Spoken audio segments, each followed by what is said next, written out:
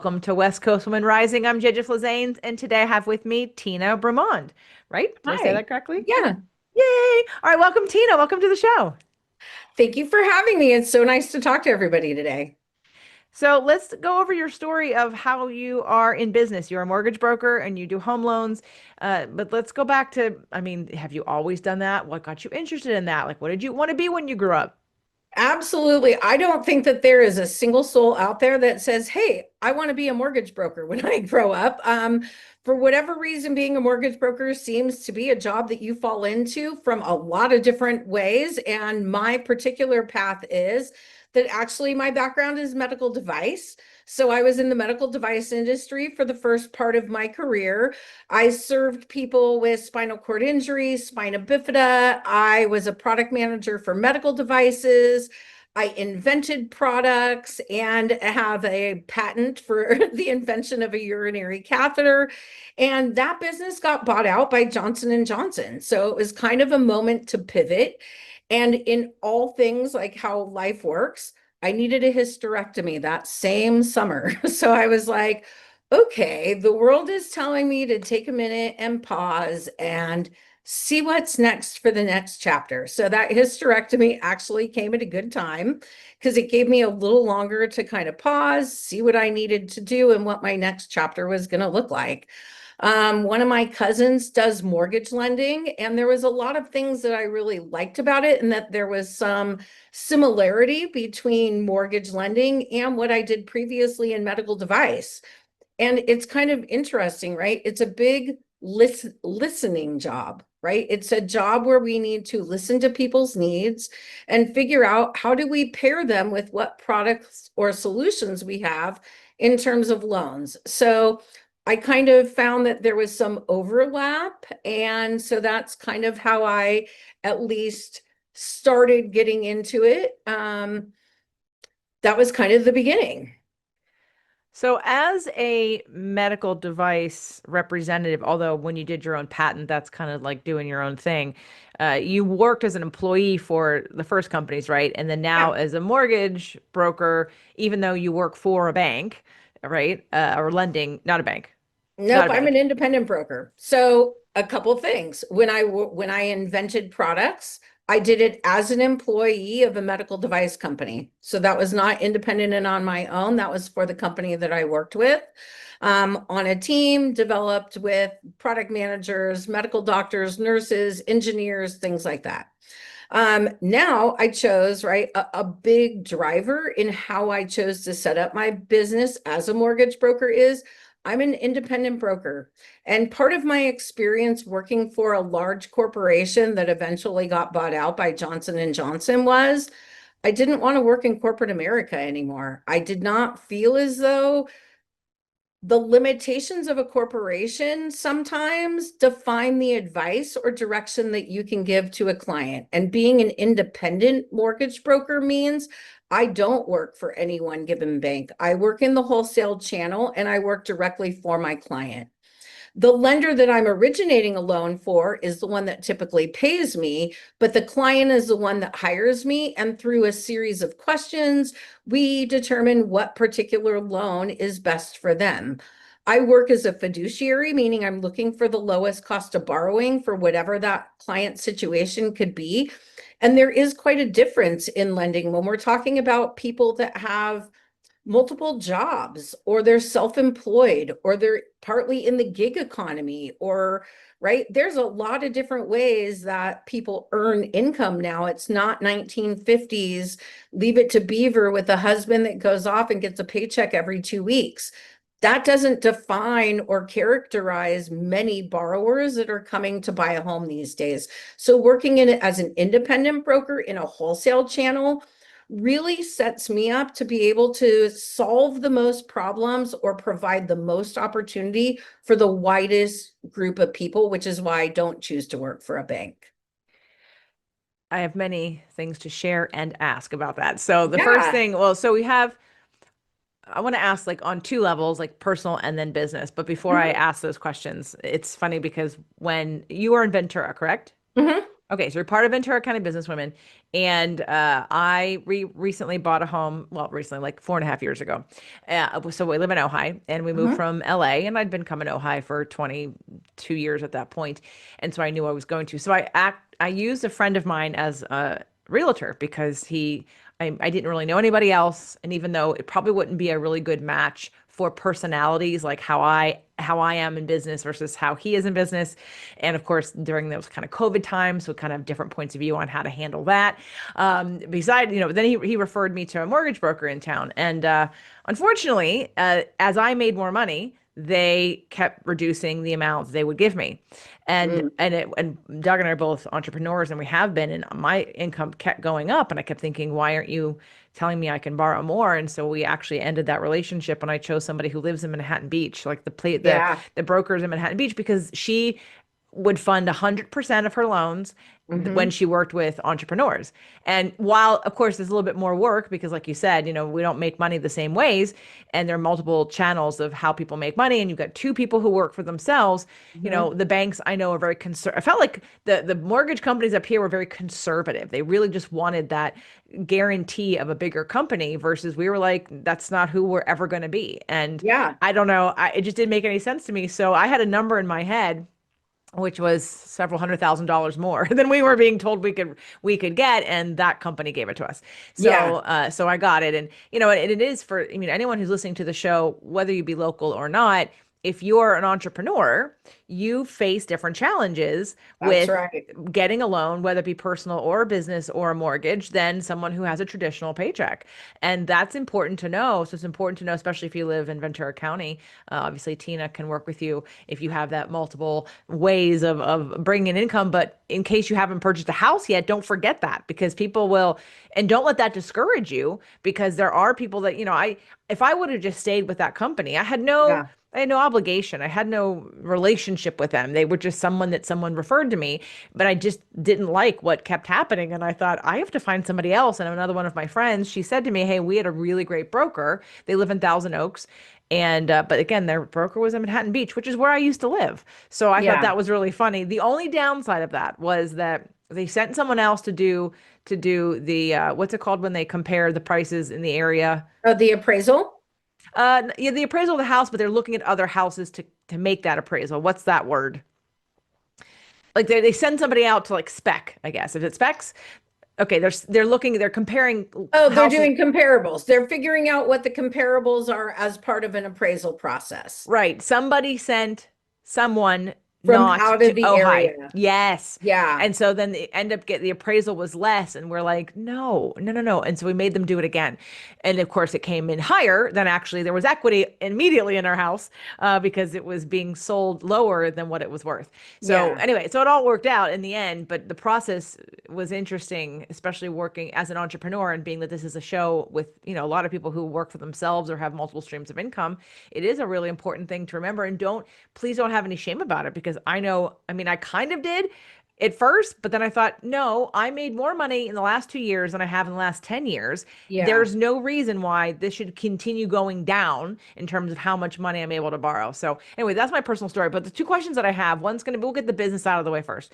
So, the business out of the way first is more of you went from working for someone to working for yourself. Can we talk Mhm. about what lessons, what hardships, what growth you had to go through in order to learn, or how did you learn how to do that? I'll tell you what, like I really believe that the hardest thing to do is to create something out of nothing, right? When you do not have a reputation, you don't have experience. How do you step into something, right? How do you create something out of nothing? You just start, right? Like the answer is you just start. It's one step, one step, one step with checking in with yourself about clarity of what it is you want and what it is that you're building. I was really clear that I didn't want to just go get a job. There's many ways you can be a lender, right? I can go work for Ventura County Teachers Credit Union and wait for people to walk in the door and say, hey, I want a loan, right? That's one way to do lending. There's a whole lot of ways. I chose to be a reputationally based referral lender because that's what I did in my old job, right? I listened to what people's issues were, and then I used my knowledge or my expertise to give guidance and to give unbiased guidance that's not serving me, right? That's what I feel really strongly in. And in business today, it's really hard to get that, right? Like, take an example of like a travel agent. We don't really have travel agents the way that we used to, where it was a travel agent's job for you to call them and be like, hey, I'm going to Hawaii. Where should I stay? And there was multiple travel agents around there, and you could kind of shop around, you could get different information, right? Now you call a travel agent and you're not clear on, are they being paid directly by the people that they're giving me advice to go visit, right? Or is it unbiased? That's kind of the model that I started looking at and going, I know as a consumer for doing mortgages, it's extremely difficult to get to the information that is specific to your situation. I'm a self-employed borrower. I don't fit in this square box that the bank sets out for me, which is most people. As we're changing society, job habits, employment, so are lending standards. And so I found a real need for that, right? And really that paired up with, what am I good at, right? I chose the long game. Like, I did not choose to build a business quickly. And that took more time, right? In terms of building a reputation, who are my referral partners, and those kinds of things. So I really worked hard at the very beginning to make sure that my own personal education. I am a licensed real estate agent. I hold an NMLS designation for lending. I am a broker so that I have all the licensing, because coming into this as my second career, I felt like I really needed to know my Schlitz, right? I need to know it in order to give the kind of advice that I want. So I went slow, steady, and deep, right, in how I built my business. Now I've been doing this maybe 10 years. I'm now at the point where my business has a momentum to itself. I have a reputation. I have the business flowing to me, but it was not a quick build overnight. And it's about networking, both within my industry, with other people in business, and really a lot of self-exploration, like it is with a lot of other women's businesses, when we're trying to figure out, like, what do we want to create and how do we like partner that with our own personality? Or am I still raising young children, or are my kids older in college? How can I get this to fit within my life, right? And I think in today, like Tawney talks a lot about, us businesswomen, we have to integrate our whole life with our business. This segmenting of like, oh, I do this part of the time and not, it just doesn't work that way. So once my kids got old enough, I dove in, but I prepped myself to make sure my depth of knowledge, expertise, reputation, branding, all the things, all the pillars of building a business were all in place, so that that momentum really had some grit to it, I guess. Well, thanks for the segue, because the segue was going to be, here are the professional things I have to learn, but Oh, let's talk about the personal things that you had to learn. yeah. Um, Lending is an interesting business, right? Because we're dealing with mortgage loans. There's a lot of money in here. It's a very interesting real estate mortgage lending. It's a much different business group, I guess, of people professionally that do this job, as opposed to coming from a medical background, right? In medical device, I'm dealing with doctors, I'm dealing with nurses, I'm dealing with educated people that went to college in order to earn certain designations to do certain jobs within the medical profession, right? We all know that like some doctors have big egos, and right, but they've kind of earned it, right? They've gone to school for 20 I years. don't know. I don't know that I'll agree on that they've earned it, I but don't know that either, but I'll tell you what, in real estate and mortgage lending, if you look like it, right? You've got the makeup if you're a woman. If you're a man, you've got the watch and a fancy car. If you look the part, in real estate, some credibility is given to that for whatever reason. Not always, but as an overall nationwide trend. What I had to get clear on was that's not who I am, right? That's not who I show up as. That's not me as a person.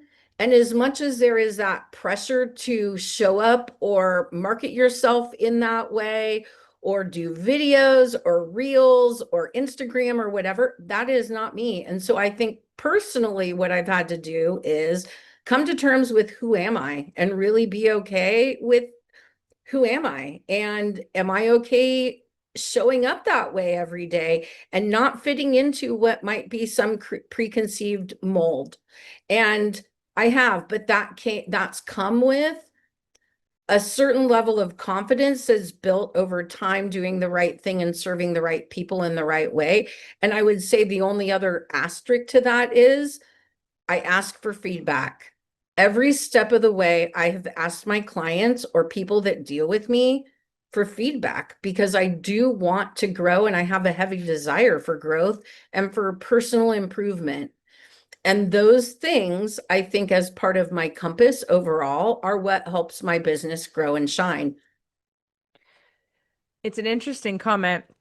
Well, to go down the doctor path, which we won't really go down the doctor path, but I loved how that's unfortunately why most people don't question doctors, which they should question them all the time, every day, because if they knew where their education comes from, they may think twice about who funded the curriculum. Mhm. But when it comes to and we get stupid sometimes with doctors, like, oh, the doctor said, okay, well, that's a human with a point of view, and maybe ask 10 other questions that, do your own research. I think it's up to us to be our best advocate and patient and not just take one person's word and not do a little homework or research. But as to your same point that you made earlier about you getting a referral, and if you would have taken that one referral also to the lender that you first worked with, you may not have ended up being able to move or get the house you want or whatever. So I think it holds true in many things. And it's the same point that whether it's a doctor or a real estate professional or a lender, you really do need to ask questions. And I think that begs a secondary question. At what point do you know that you're getting the right advice, right? At what point do you know that you've gotten to that right answer? And I think that's a feeling, right? That's a feeling of trust that someone is being transparent enough with all of their information. Like, for instance, there's some loans that I may not be the best at, right? Like,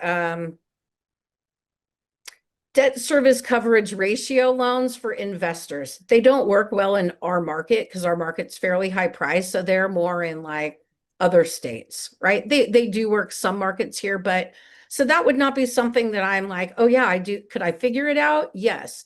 But if that's what you're doing, do you want someone that's just figuring it out? Or do you want someone that's like, no, I've done 150 of these? Same concept with a doctor, right? Which is why I work with a lot of self-employed borrowers or borrowers that are needing a solution or some problem solved. That's where my expertise is. Well, in the conversation of branding though, and Mhm. when you're, in the physician conversation, we're looking at specialty or referral based probably stuff. When we're looking in real estate or in anything else, it's about being a smart consumer. And you were mentioning, because I actually was thinking about when you were mentioning like looking a certain way or having the jewelry or the makeup or the car.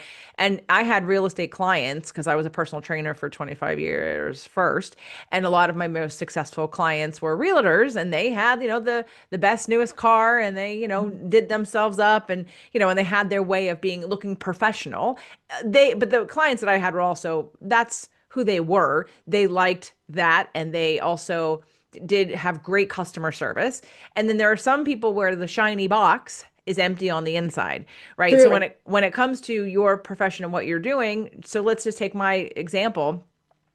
I didn't have any extra, like the person I was working with didn't seem like they tried very hard. Like I, right. And that's where, as a consumer, even though for me, now luckily my partner has actually worked in mortgage at one point in time, but this was my first house purchase because I've lived in California for a long time. So I moved here from New York City, and I didn't really care to buy a house necessarily, and I couldn't afford to prior to 5 years ago anyway. It wasn't, and because I didn't want to be I didn't know where I was going to end up, all those different factors that go into purchasing a house. But now I have a Mhm. partner and we're getting this house, and so he knows a little bit about some stuff. But just as me as a consumer is thinking, I know what I make. I know what someone else makes and what they were told they could have. I know how hard I work to get this and how much I trust that I will always produce because I am my best investment, because I will always, if I need it, I will make it happen. And no one will work harder than me to get it for my life, right? So it just didn't feel, yes, it was a feeling, but then it was also watching a trend of what this doesn't make any sense that I've just literally made the most I've ever made ever, and you just decreased the amount that you told me I could. Like it wasn't adding up. It was like a logical thing as well as a feeling. And that's when I said, okay, I need someone who works with entrepreneurs because we are a different breed of customer, and the banks have to, take more information and have different options for us. So for you, I think while all of the, so if you wear certain earrings, who cares? Because it's going to be about how you service me. It's going to be how you, yes, the trust, the education, the options that you have, the customization that you would be creating, and the Mhm. attention to me and my situation would be more of a factor, I think, than someone who, looks all bright and shiny and wears certain color clothes or certain labels or whatever. So to me, I don't understand how anyone chooses a mortgage lender or realtor without a referral, or without asking some questions and sort of like, you know comparing and saying, well, why would you choose that person? I don't know, I randomly chose them out of the phone book. I don't know anyone that randomly chooses a mortgage broker and a realtor out of a phone book. Maybe they do. To me, it's based on referral. So having that idea going into your business that I'm going to be a referral based business, and I know that it's a long game. Podcasting is a long game. I started my podcast 11 years ago, and I didn't even think going into that I was going to make any money right away. I just did it because I had so much content that I needed to archive it and get it out there, and so that I wouldn't have to keep repeating the same lessons over and over again to my clients. And then, it was around the 2 year mark that I got it, and I'm like, oh, and it kind of blew up and became a business. But I went into it knowing I have no expectation. I'm not going to force myself to make money at this because I got to figure it out. And it sounds like that's what you did too. Yeah, that is. I mean, when I first started doing mortgage, right, is at a time when my kids still were quite young and needed me. Being a mortgage broker is a full brain job. I need two brains some days. It's a big job, very stressful, all encompassing. So I knew that kind of prepping myself during the time that my kids really still needed me was my training days, right? Those were my training period until they got to the point that we live in Ojai too. So we have no bus service or anything like that. I had to wait until they drove. So I used those first couple years to really polish myself, both with knowledge, with really deep knowledge, right? By testing and going deeper into specialties. There is so much to do in terms of lending, VA loans, business loans, all different kinds of things, that I really was a studier or practitioner of my industry, so that I had sharp knives when I'm coming as a chef to now cook your meal. I'm prepped, right? Like I know all the things and I'm ready to go. So that is a little bit of how I kind of prepared myself to really be swimming deep and being able to serve my clients, which are not, they're not necessarily easy loans. And I think, to speak to that other mortgage broker, depending upon the market conditions, when we're very busy in terms of units being sold, we're in a low inventory market right now, meaning that a normal quantity might be 400 units a month being sold in terms of houses, condos, land. Right now we're at like 163 a month, right? So it's quite a smaller amount of inventory.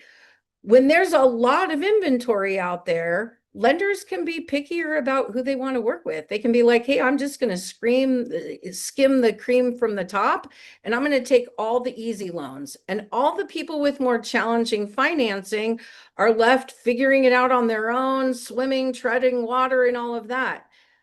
I don't choose to do that. It's not to me like I am a person who believes in community service. And I really, if I wore any t-shirt that said anything on it, it would say people need people.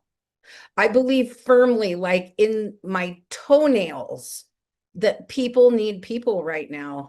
And especially in finance, right? None of us are educated with enough basic finance, myself included, right? Like I started out and I tell people when it comes time to figuring out how loans work or whatever, I had terrible debt. I had a consumer Pier 1 credit card from buying a double papasan chair with a big fabric fan for the wall and like, right? Crappy debt because none of us are taught how to be consumers and how to figure out all of this stuff. I had to teach myself about lending, being a fiduciary, how to structure loans that really work for people and how loans work in terms of a person's lifestyle. I don't choose to take the easy loans because I believe that people need people. And when people need people and you're a community servant, I'm helping a gentleman right now who is a very elderly grandpa age gentleman buy a mobile home for $100,000. I'm on a commission-based job. They're usually $700,000 loan amounts, not $100,000 loan amounts. But this gentleman needs my services. I don't turn people away because I'm not going to benefit as much as I could by doing something else. That's not how I choose to structure my business. And it's why when I say I took the long road to build brick by brick by brick, because I feel very, very, very strongly that single mamas that don't think they can buy houses have a partner who's willing to be so patient with them, right? To figure out what they need to figure out. I'm here to help older people. I'm here to help self-employed business people that are like, I didn't think I could buy a house, right? I talk to people on the weekends. I spent 4 hours on a Sunday dealing with a lady who's a single mom trying to buy a condo in Ventura. She needs reassurance, but people need people right now. And if we think that buying houses is done like secretly behind a keyboard, it's not. It's done by having a partner who's willing to put their hair in a ponytail and like hold your hand through all of it to figure out what works for you. Because as a fact, 43% or homeowners are 43% more wealthy than non-homeowners. So our society is set up to reward homeowners, right? That's the long game that we're all playing. And it's my role here to help everyone not skim the cream from the crop and only do the easy loans. That's kind of cheating or like, that's easy. That's not what I choose to do. Do you have like a tagline or a slogan? Because I feel like you need one. You know what? I've I think I do. I've had to do them before, like as we've done our Ventura County businesswomen brainstorming and things like that. Many of them seem fairly forced. How I describe myself as a loan officer is I create opportunities and I solve problems through mortgage lending. That's ultimately what I do to convey to people like, well, what does it mean to create an opportunity? An opportunity might be your situation. I was able to afford a house that I didn't think I was able to. An opportunity might be, hey, Teena, there's 60 acres for sale out in Cuyama Valley. My family likes dirt bike riding. Can you help us buy a property out there? Right? It's creating opportunity. That's what creating opportunity is. Solving problems means me helping this guy who just got a divorce, who did not think he could afford to continue to buy a home. He was going to be a renter at 72 years old. That's an ego hit for an older man, right? No, my job is to help him, right? Help him whatever it is. So I don't so much have a slogan because I've never found one that's like encompassing of what I do. I'm a heartfelt servant that does mortgage lending that solves problems and creates opportunities. That's how I would say what I do. Okay. Well, But I if you think we come up with something, please let me know. I will. I'll work on it. Well, Thank you. because the last Ventura County Businesswomen's meeting in Ventura at Hmm. Poinsettia Pavilion, there was a new. She's a real not real estate. She does travel. Like you were talking about travel agents. And and in today's age, especially so many of us book our own stuff. And she was kind of poo-pooing kind of what she does. She's like, oh, you guys probably all do your own. And I'm thinking, okay. I said, stop, hold on. You have to niche into who you are for. You are for the hardworking person who has no time or desire to put the effort into making the plans. They need you to do it for them. And we came up with something. And she's like, oh, that sounds really good. I'm like, well, that's who you need to focus on. Because if you tell everybody at this table, some people here are not going, I'm a good detailed planner. I put on live events. I created a block party in my neighborhood. I have a Facebook group for my neighborhood. I have a URL for my neighborhood. Like I'm that person, but other people aren't. And they're going to say, I can help you save time. I give you your time back by being the person who takes care of your travel and worries about the details so you don't have to. I feel Hmm. like something like that for you because I think what you're describing anyway, that's a business coach thing in my mind. It's like, oh my gosh, she needs a tagline that really kind of gets to the heart of what you do and what you've been saying. Yes, is it going to explain everything? Of course not, but it's what sets you apart than you're just because when you put mortgage broker down, I know 10 of them. So how are you Yeah. different? I That's what I mean, want to like know. right here. Here's a thank you note from a client, and this was hers.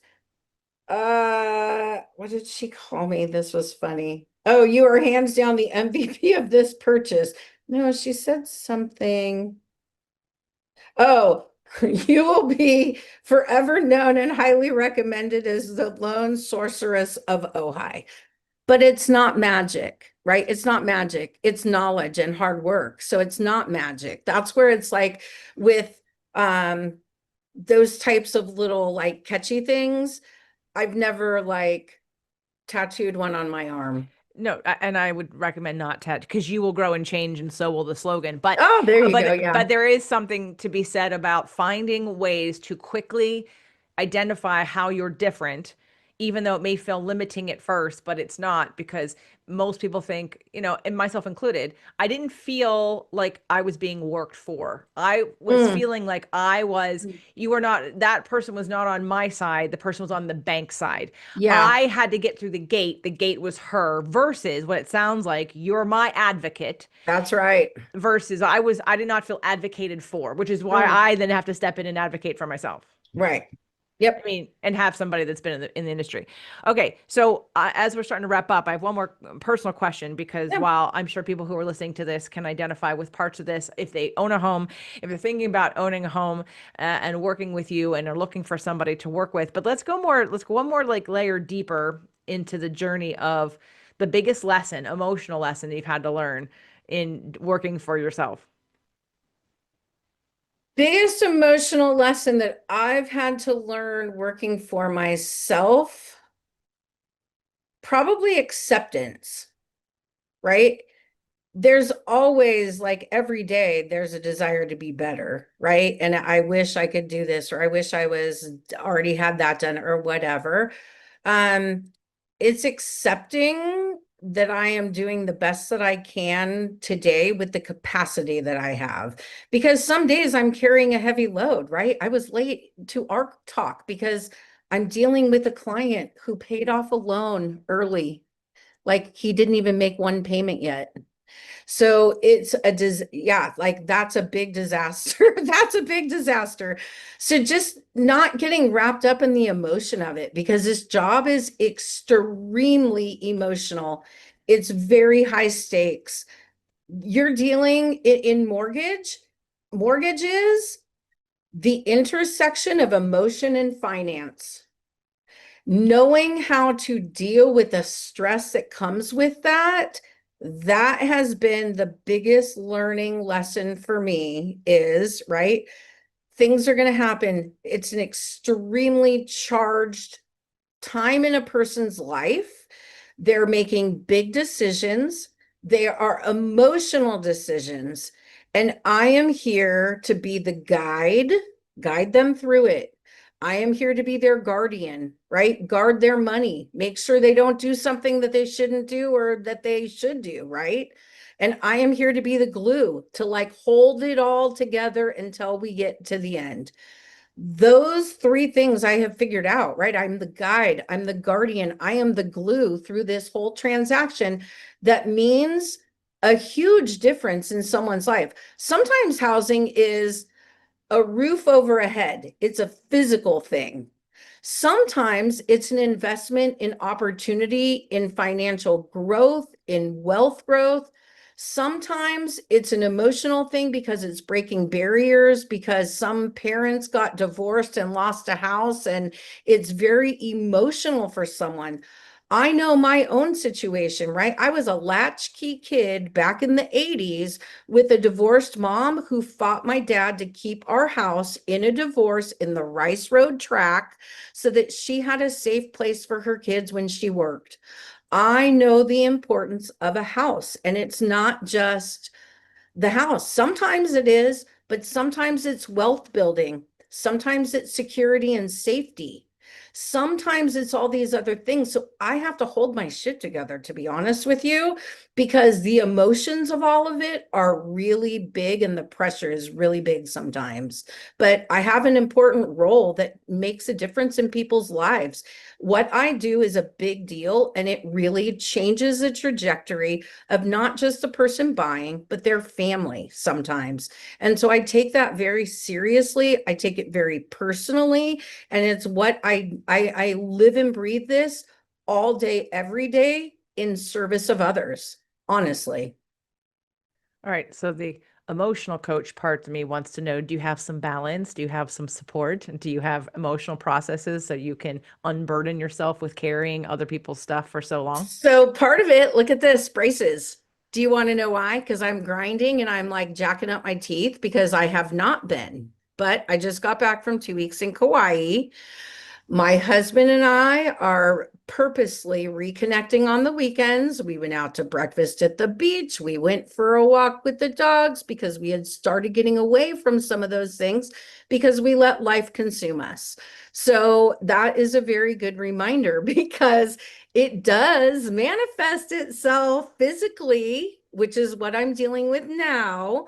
And really knowing, and that's when you asked me the question, like, what have you had to grow through? I've had to grow through this, right? I've had to grow through like, okay, no, you got to breathe, girl. I started going to Pilates 2 days a week, every single week, no matter what. I am strong. I am no longer melting in my chair with physical, like, not strength. So I am working on emotional strength. I am working on physical strength. I am working on mental strength because really it is a big deal. And you're exactly right. If we don't deal with it, it it shortens our lives. And then I'm not here to serve those people that I feel so blessed and passionate to serve. So I've had to take a pause and say, okay, girl, get all that under control. Good. Okay. Well, there we go. There we have it. Yeah, So let's say someone is local. yeah. If they're not local, hopefully they're inspired by your story and reminded to take some balance and make I sure that lend in they 24 states, or if not, I have partners, and it's good to know that I'll at least hand you off to somebody in another state that you can trust, right? This is a know, like, and trust kind of business. And so if I don't lend there, but I do lend in 24 states. So if you're moving out of the area, right, you're selling your home and you're moving to Tennessee, give me a call. okay. And so Ocean Oak, oceanoakslending.com. Yes. And the link will be in the show notes. So if anyone has any other questions, any other, uh, so you have social media. Are you on Instagram or I am. I'm on Facebook? Instagram, Facebook, LinkedIn. And I would say, like, parting words is everybody that's listening, start with a conversation. Don't tell yourself no. Don't tell yourself, like, oh, I know I need to fix this, that, and the other. The cost of waiting to buy a home is a true cost that I can actually calculate for you, that's zip code specific. I find that a lot of people tell themselves no because they don't want another person to tell them no or not yet. And I will never tell you no because it's never not a no. You can't buy a house. It's what do we have to fix or improve to get there? I'll help you with the plan. And that's really what my goal is, to give people a plan if they're not there yet so that they can follow it and get to their goals. Excellent. We'll reach out to Teena and Yeah, have her help you or refer if she can't. Don't wait any longer. And Teena, thank you so much. it was so nice to talk to you.